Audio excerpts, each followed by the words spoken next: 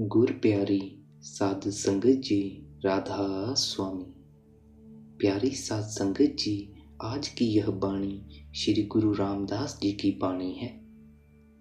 आज के इस सत्संग में कामिल फकीरों की शिक्षा के बारे में बताया गया है। सत्संग को अंत तक जरूर सुने।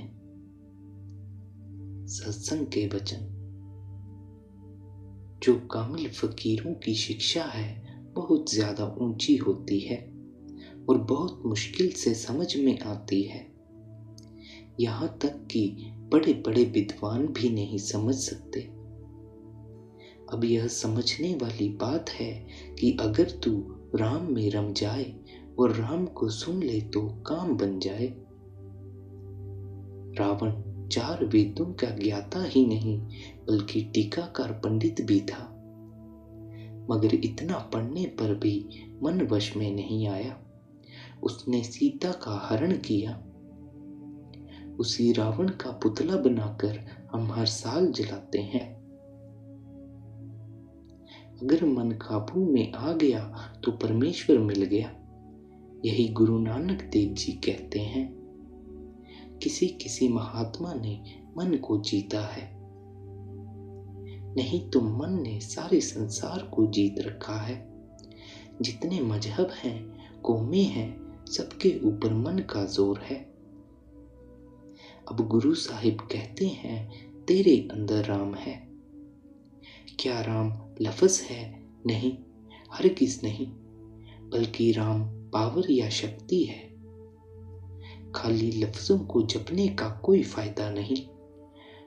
कई लोग लाखों बार राम राम लिखकर आटे में डालकर रोज मछलियों को खिलाते हैं। कई लाखों बार माला फेर कर राम राम करते हैं, मगर जो ताकत राम है वह कण कण में मौजूद है। अब राम 4 हैं। कबीर साहिब ने कहा है, एक महाराजा दशरथ के बेटे रामचंद्र जी त्रेता युग में हुए हैं, जिन्होंने हिंदुस्तान पर विजय राज्य किया और चले गए। यहाँ हम उनका जिक्र नहीं कर रहे। दूसरा राम मन है, अभी यहाँ है। यहाँ से उठा कलकत्ता चला गया, वहां से उठा बंबई चला गया। मन मैदान से उठा पहाड़ पर चला गया, वहां से उठा किसी और जगह चला गया। न सोते न जागते यह अंदर बैठता ही नहीं। यह जागते हुए भी बाहर है और सोते हुए भी बाहर है। तीसरा राम ब्रह्म है, जो सारी सृष्टि को पैदा करता है, पालता और मारता है। चौथा राम सतनाम है। सारी दुनिया की मजहबी किताबें उसकी महिमा करती हैं, मगर वह किसी जुबान में नहीं आ सकता। न अरबी, न तुर्की, न फारसी, न अंग्रेजी और न कोई और भाषा। वह किताबों में नहीं मगर किताबें उसकी महिमा करती हैं। अगर उन किताबों को कहीं की लाओ तो वे कहती हैं कि तेरे अंदर है। गुरु अर्जुन देव जी कहते हैं, हे भाई, जो कुछ है तेरे अंदर है, बाहर कुछ भी नहीं। यही मौलाना रूम कहते हैं कि अगर तू आधी रात को सूरज देखता है तो मेरे साथ बात कर। सुनने वालों में से हैरान होकर किसी ने पूछा, हजरत, वह किसके अंदर चढ़ता है? आपने फरमाया कि जो पवित्र रूहें हैं उनके अंदर चढ़ता है, और जब चढ़ता है फिर रात और दिन में फर्क नहीं रहता। सो जिनका अंदर पर्दा खुल गया यह उनका राम है। मौलाना रूम फिर कहते हैं कि अंदर बेशुमार नदियां, पहाड़ और जंगल हैं, जिनका ख्याल करके रूह कांप उठती है। जो 14 तबक हैं वे भी इंसान के अंदर हैं, और अंदर ही खुद खुदा है। वह बाहर ना किसी को मिला है और ना ही मिलेगा। लोग गंगा, यमुना और अन्य तीर्थों से होकर आए, मक्का तक होकर आए। उनसे पूछो कि कहीं मालिक मिला है, कहीं नहीं। फिर कहते हैं कि हमारी यह दुनिया उस दुनिया में ऐसे है जैसे समुद्र में एक बाल। कहते हैं कि आसमानी मंजिल पर चढ़ने के लिए सीढ़ियां लगी हुई हैं। अंदर रास्ता है जिसके अधीन इस दुनिया जैसी करोड़ों दुनिया है। फकीर उसे राम कहते हैं। फिर कहते हैं कि वह राम तेरे अंदर है, तू अपनी रूह को उस राम के अंदर ले जा, यानी उस राम में रम जा। उस बांगे इलाही को सुन, अब यह गूंगे की मिठाई है। सो जब तू उस बांग को सुनेगा, मन काबू में आ जाएगा। इसके सिवाय और कोई दवा है ही नहीं। मन लज्जत का आशिक है। अगर आपने मन को वश में करना है तो यहाँ दोनों आंखों तक शरीर को खाली करके पहली मंजिल तक आ जाओ। वहां पर अमृत बरस रहा है। जब मन उसको पिएगा, उसकी लज्जत लेगा तो दुनिया की लज्जतें छोड़ देगा, क्योंकि उस लज्जत से बढ़कर और कोई लज्जत है ही नहीं। यह शिक्षा सारे संसार के लिए है।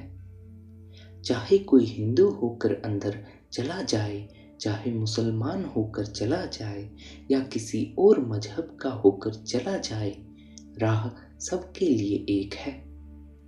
जिस तरह हमारे हाथ कान नाक एक जैसे हैं, पर हमारी बोली अलग अलग है, हमारे मजहब अलग अलग है, उसी तरह वह देश सबके लिए एक जैसा है।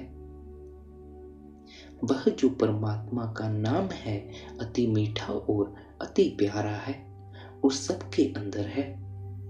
जब कोई अंदर जाने वाला पूरा गुरु, कामिल मुर्शद या रूहानी शिक्षक इस जीव को मिले और अंदर जाने का रास्ता बताए, यह मेहनत करके पर्दा खोले, रूहानी मंडलों पर चढ़े और अंदर नाम की लज्जत ले, तब मन वश में आ जाएगा। फिर मन दुनिया की लज्जतों से मुंह मोड़ लेता है। जब यह एक बार मेहनत करके अंदर चला जाए, तब इसका जन्म मरण खत्म हो जाता है। रूह का परमात्मा से मिलाप हो जाता है और इंसानी जोड़े में आना सफल हो जाता है। अब गुरु रामदास जी कहते हैं, सारी दुनिया परमात्मा को बाहर खोजती है। कोई जंगल में, कोई पहाड़ों में, कोई सरोवरों में, मगर वह इनमें नहीं, बल्कि आपके अंदर है। जैसे लकड़ी में आग होती है, हमारी लकड़ी की चारपाई होती है और अन्य चीजें लकड़ी की होती हैं। अब मैं लकड़ी के तख्त पर बैठा हूं, मगर लकड़ी हमें जलाती तो नहीं। अगर एक लकड़ी नीचे और एक ऊपर रखकर रगड़े तो अग्नि प्रकट हो जाएगी। इसी तरह चाहे परमात्मा हमारे अंदर है, मगर बिना मेहनत के नहीं मिलता। जब तक यह जीते जी नहीं मरता, वह मिलता नहीं, मगर यह जीते जी मरना पसंद नहीं करता। यही हदीस कहती है कि मरने से पहले मरो। श्री गुरु नानक देव जी भी कहते हैं, बिना मरे नाम प्रकट नहीं होता। जिस तरह मेहनत से लकड़ी में से आग निकलती है, इसी तरह वह नाम भी मेहनत करने से जलवा दिखाता है। अगर तुम राम राम कहो तो वह राम नहीं मिलता, क्योंकि वह लफ्ज नहीं। वह राम नूर है, पावर या शक्ति है, सार वस्तु है, सारे खंड ब्रह्मांडों की जानों की जान है। उसे तुम ईश्वर कहो, परमेश्वर कहो, खुदा कहो, या उसका कोई और नाम रख लो। दुनिया शब्दों के पीछे झगड़ती है और जो असली चीज है उसे प्रकट नहीं करती।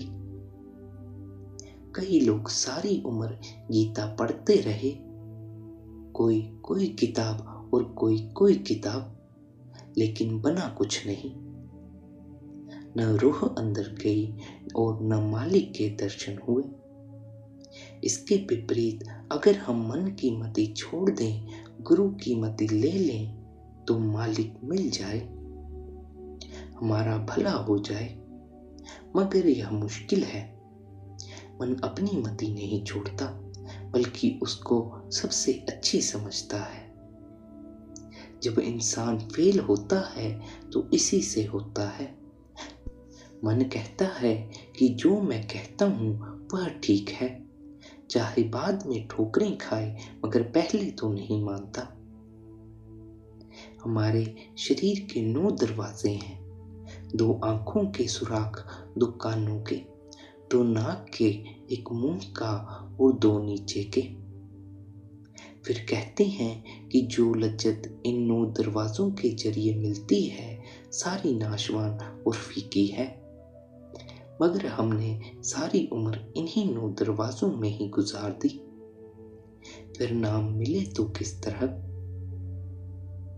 नाम हम सभी के अंदर है और उसकी लज्जत के बराबर दुनिया में और कोई लज्जत है ही नहीं।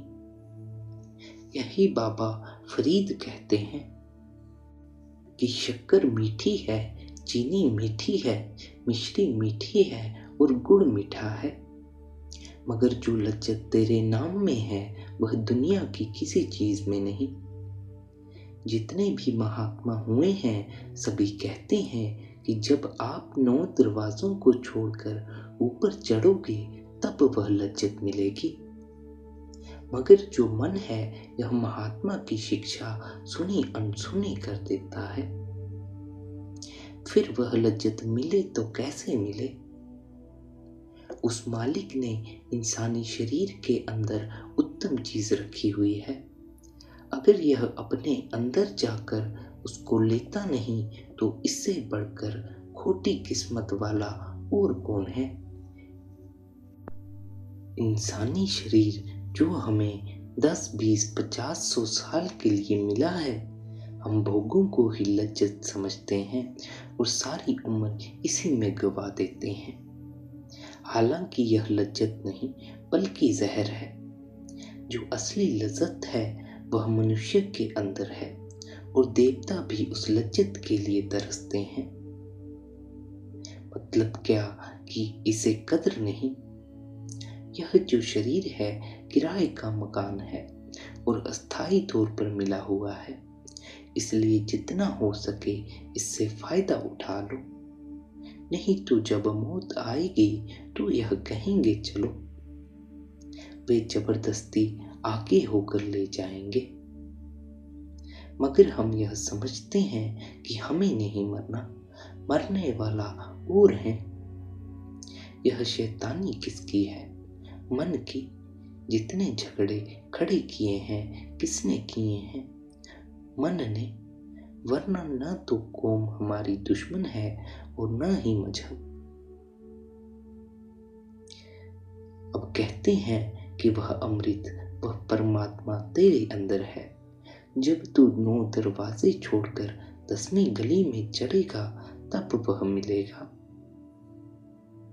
गुरु रामदास जी प्रार्थना करते हैं कि है मालिक, मैं तुझसे 2 चीजें मांगता हूँ, एक मुर्शिद का मिलाप, दूसरा तू।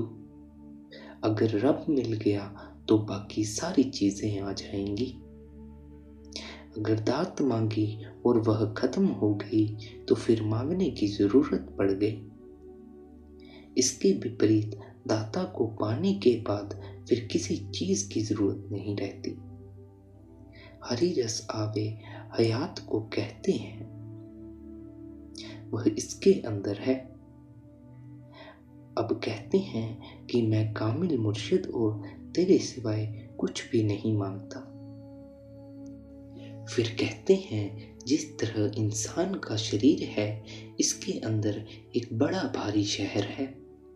फिर इसमें ब्रह्म पार ब्रह्म, देवता, फरिश्ते, कुल मालिक, यहाँ तक कि सारी दुनिया है। इसे चाहिए कि किसी पूर्ण गुरु कामिल मुर्शिद से मार्ग लेकर उस शहर में दाखिल हो जाए और सौदा खरीद ले। इसके अंदर जो जौहर है, ताकत है, लज्जत है, वह कब मिलती है? यह दौलत कामिल मुर्शिद की सेवा से मिलती है, मगर मुर्शिद शिष्य की एक पाई भी नहीं लेता, क्योंकि मुर्शिद दाता होता है, मांगता नहीं। बाकी रही तन की सेवा, एक नौकर रोटी बनाने के लिए और एक अन्य सेवा के लिए। सेवक हैं लाखों की संख्या में। असली सेवा गुरु का हुक्म मानने की है। वह कहता है कि 9 द्वारों से ऊपर आओ, मैं आगे खड़ा हूं। फिर वह हर मंजिल पर तुम्हारे साथ होगा। अगर फिर भी हम पर्दा नहीं खोलते तो हमारा ही कसूर है। बड़ों बड़ों को पता नहीं कि मुर्शिद की सेवा क्या है। अब कहते हैं कि इसके अंदर नाम है, कीमती से कीमती जौहर है। अगर यह रूहानी मंजिलों पर चढ़े तो वह दोनों हाथों से देने को तैयार है। कहते हैं वह मालिक अगम है। अगम उस देश को कहते हैं जहां कोई नहीं पहुंच सकता। फिर भी मुर्शिद वहां पहुंच चुका है। जो वहां पहुंच गया वह भी अगम है। इसलिए तुम मुर्शिद को आम इंसानों जैसा ना समझ। इंसान के अंदर अमृत का समुद्र भरा पड़ा है। जब यह मुर्शिद की हिदायत के अनुसार नाम का अभ्यास करेगा तो वह उसे अंदर खंडों ब्रह्मांडों पर ले जाएगा। अंदर वह नाम, वह बांगे इलाही हो रही है। जब यह वहां सहज सदल कवल में पहुंचेगा, वह धुन इसे खींच लेगी। परमात्मा एक शक्ति है और मुर्शिद भी ताकत है, जो आत्मा का परमात्मा से मिलाप करा देती है। जो राम के रंग में रंगे हुए हैं, उनसे पूछो कि राम की क्या लज्जत है। इसके विपरीत जो बाहर बैठे हुए हैं, उनको क्या पता। जो परमात्मा के रंग में रंग गए, नाम के रंग में रंग गए, वे मस्त हो गए। किसी फकीर ने कहा है, जिनको उनकी खबर हो गई फिर उनकी खबर नहीं मिली। गुरु साहिब कहते हैं कि यह जो हमारा भूमंडल है, इसमें 7 ही द्वीप हैं और 7 ही समुद्र हैं, यानी 7 हिस्से सूखे हैं और 7 ही हिस्से पानी के हैं। अगर 7 समुद्रों को और 7 द्वीपों का सोना निकालकर ढेर लगा दें और एक तरफ राम को रख दें, फिर रब के प्यारों से पूछें कि सोना लेना है या रब का नाम लेना है, तो वे क्या उत्तर देते हैं? यह आगे बताते हैं। वे कहते हैं कि हमें तो नाम ही चाहिए। अब यह सारा सामान आदमी के अंदर है। सो कहते हैं कि परमात्मा ने इतनी ऊंची दौलत इसके अंदर रखी हुई है, मगर यह फिर भी नहीं निकालता। फिर कहते हैं जो नाम के आशिक हैं, हरि रस के आशिक हैं, वे नाम ही मांगते हैं। वे कहते हैं, हे मालिक, हमें तू ही चाहिए। जिसका मन नाम के रंग में नहीं रंगा, वे दुनिया के बंदे और दुनिया के मुरीद हैं और हमेशा भूखे रहते हैं। ना अंदर गए, ना पर्दा खोला, ना लज्जत आई। और जो परमात्मा के आशिक हैं और जो दुनिया के बंदे हैं, उनमें करोड़ों कोस का फासला है। परमात्मा के आशिक परमात्मा को मांगते हैं और दुनिया के बंदे दुनिया को मांगते हैं। फिर उनका ख्याल मिले तो कैसे मिले? दुनिया कहती है कि संतों की कोई जरूरत नहीं, उनको कोई क्या कहे। वेद शास्त्रों ग्रंथ पोथियों में नाम नहीं, बल्कि नाम की महिमा है।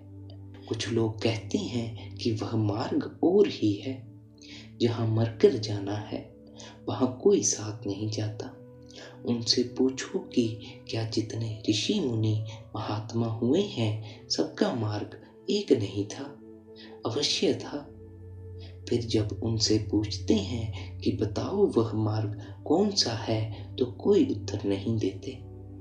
जब सब महात्मा नाम की कमाई करके गए हैं, फिर हम कैसे माने कि मार्ग और है? बिना संतों के करोड़ों उपाय करो, एक भी निज घर जाने में सहायक नहीं होगा। जब संतों के द्वार पर जाओ तब पता लगता है। पलटू साहिब कहते हैं कि आखिरी दम तक यही तरीका है और कोई तरीका नहीं। राधा स्वामी जी।